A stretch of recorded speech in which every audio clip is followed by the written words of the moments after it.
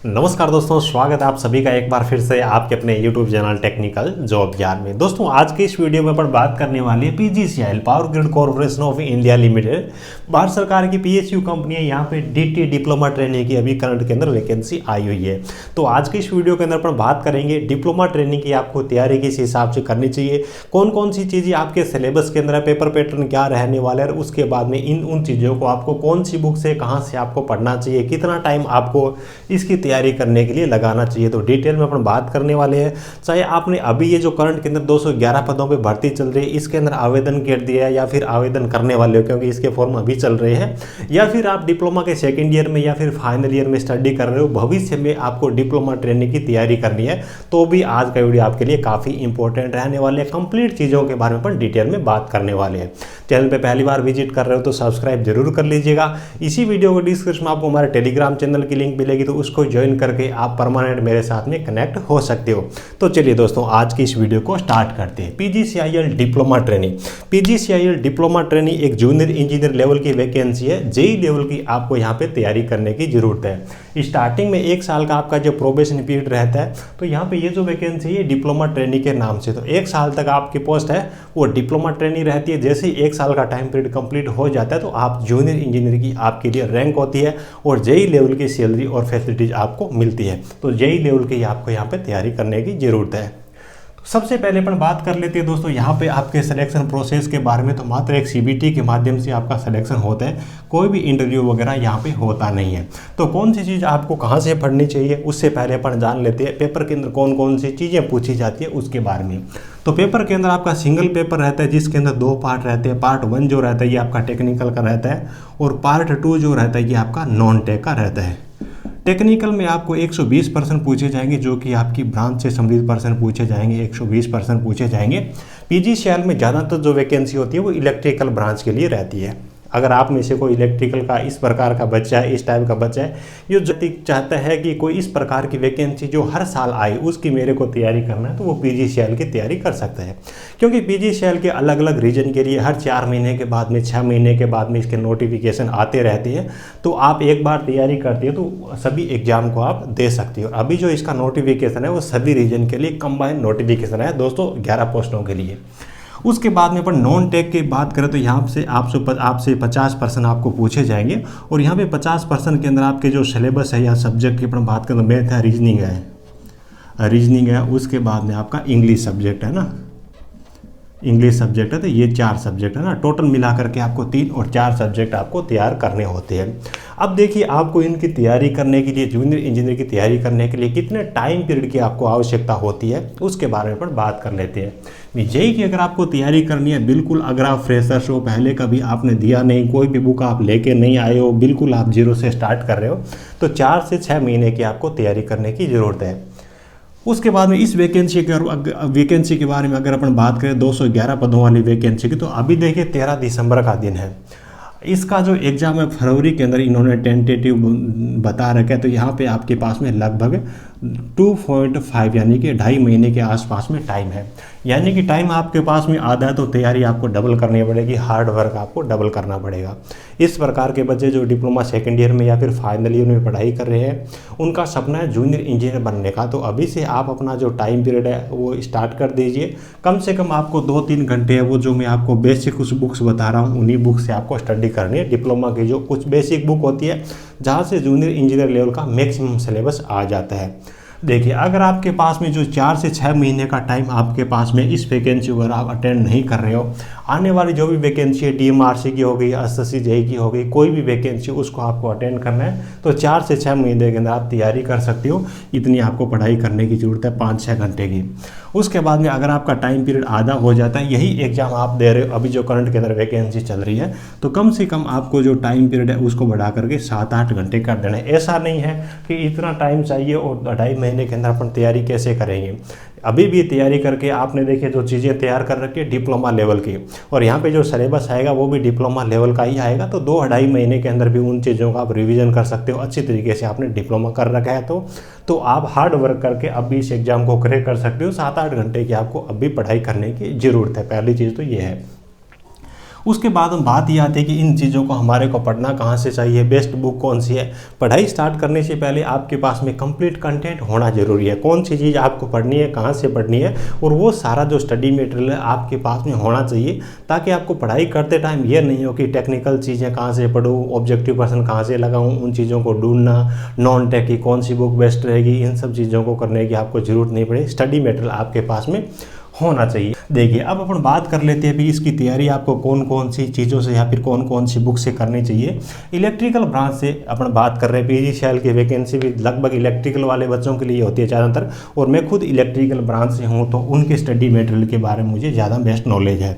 देखिए भी टेक्निकल की अगर आपको तैयारी करनी है इन 120 नंबरों की, तो सबसे पहले आपको काम ये करना है कि आपकी डिप्लोमा के 3-4 सब्जेक्ट इस प्रकार के हैं जो मैक्सिमम टेक्निकल के सिलेबस को कवर कर लेते हैं, उनके बारे में बात कर लेते हैं। जैसे कि आपकी बेसिक इलेक्ट्रिकल हो गई, बेसिक इलेक्ट्रिकल है ना, इलेक्ट्रिकल है, उसके बाद में पावर सिस्टम है, उसके बाद में आपका बेसिक इलेक्ट्रॉनिक्स है,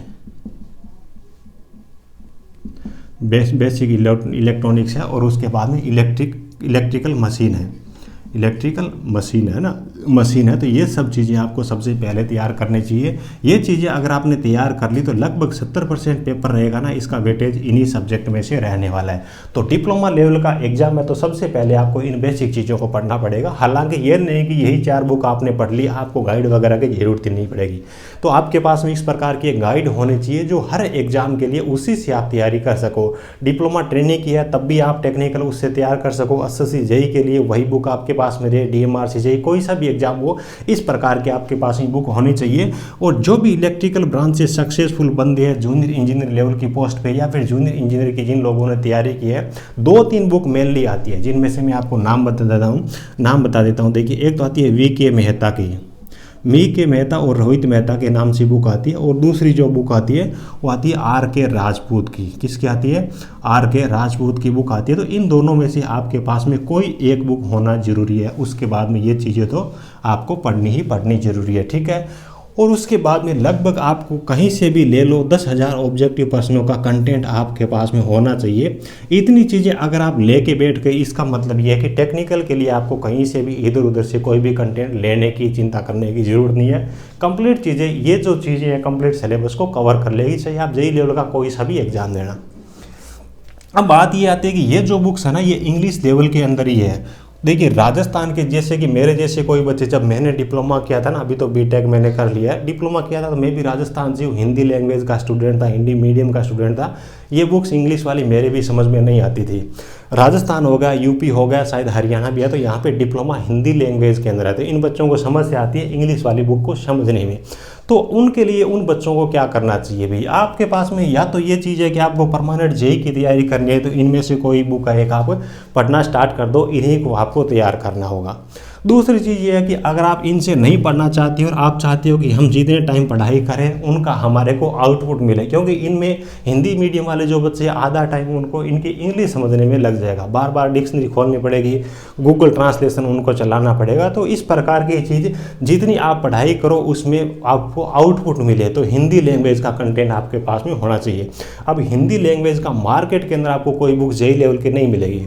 मार्केट में आपको आईटी लेवल का कंटेंट है वो बहुत सारा हिंदी लैंग्वेज मिल जाएगा, लेकिन जेईई लेवल का नहीं मिलेगा। हिंदी मीडियम वाले बच्चों के पास में क्या थोड़ा भी कोई इस प्रकार का सक्सेसफुल पर्सन है जिन्होंने जेईई की तैयारी की है और उसके पास में हिंदी में लिखा हुआ कंटेंट है या कोई प्रोवाइड कर रहा है, तो उसके जरिए आप अपनी तैयारी कर सकते हो। और देखिए मैं तो खुद इस रास्ते से गुजरा हुआ हूँ, तो जॉब लगने के बाद में जैसे मैंने यूट्यूब चैनल स्टार्ट किया तो सबसे पहला काम यही किया भी डिप्लोमा वाले बच्चे उनके लिए अच्छा कंटेंट जूनियर इंजीनियर का हिंदी लैंग्वेज में प्रोवाइड करें। तो हिंदी लैंग्वेज में जो बच्चे चाहते हैं, मेरे खुद के जो हैंड रिटन नोट्स है जूनियर इंजीनियर इलेक्ट्रिकल के कंप्लीट सिलेबस को कवर करते हैं, उसके जरिए भी आप अपनी तैयारी कर सकते हो। प्राइस की अपन बात करें तो ये जो बुक्स है मार्केट के अंदर 800-850 रुपये के आसपास में मिलेगी। जेईई लेवल की बुक है वो थोड़ी सी महंगी आती है। और नोट्स की अपन बात करें तो आप किसी भी टीचर से ले सकते हो। वैसे तो कंप्लीट कंटेंट अगर आपको मतलब सिस्टमेटिक तरीके से तैयार किया हुआ चाहिए, अगर आपको मेरा कंटेंट लेना तो 500-550 रुपये के आसपास में ये नोट्स मिल जाएंगे। टोटल अमाउंट है वो इसी के अंदर इंक्लूड रहेगा। इसमें प्रिंटिंग है, पोस्ट एक्स्ट्रा चार्ज है ना, पैकेजिंग वगैरह वही चीज़ें रहती है, इसके अलावा अदर कमीशन वगैरह वाली चीज़ें हैं नहीं इसमें ना। तो आप अपना टेक्निकल है वो इस हिसाब से कुछ तैयार कर सकते हो। इतना कंटेंट आपने तैयार कर लिया तो ये समझिए कि आपको टेक्निकल में इधर उधर से कोई भी चीज़ पढ़ने की ज़रूरत नहीं, ये आपके लिए सफिशिएंट चीज़ है, कोई भी जे लेवल का कोई भी एग्जाम है। उसके बाद नॉन टेक की बात करें तो यहाँ पे देखिए मैथ है, रीजनिंग है, इंग्लिश है, 10th लेवल की आपको तैयार करनी है। और ये जो बुक है ना वीके मेहता राज, ये जो अपने आर के राजपूत है, इनकी ऑनलाइन बाय करने की लिंक भी मैं आपको इस वीडियो को डिस्क्रिप्शन दे दूंगा, तो वहाँ से आप बाय भी कर सकते हो। आप अपने नज़दीकी स्टोर से, शॉप से ऑफलाइन बाय करते हो तब भी आप इनकी फ़ोटो वगैरह आप जरूर देख लीजिए, वही बुक आप लेके आ जाइए।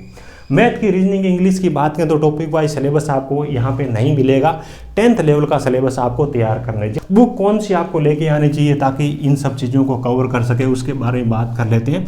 मैथ के लिए अलग से बुक आती है और इंग्लिश के लिए तर्क शक्ति के नाम से अलग से बुक आती है, RS अग्रवाल की बुक आती है, बड़ी बुक आती है। लेकिन मैथ और रीजनिंग के लिए आपको बार बार कहीं से भी बुक लाने की जरूरत नहीं है। कोई भी कंपटीशन एग्जाम दो, टेक्निकल का दो या फिर नॉन टेक्निकल का दो, कंप्लीट सिलेबस, कंप्लीट चैप्टर आपको RS अग्रवाल की बुक के अंदर मिल जाएगा, तो वो आप ले सकते हो।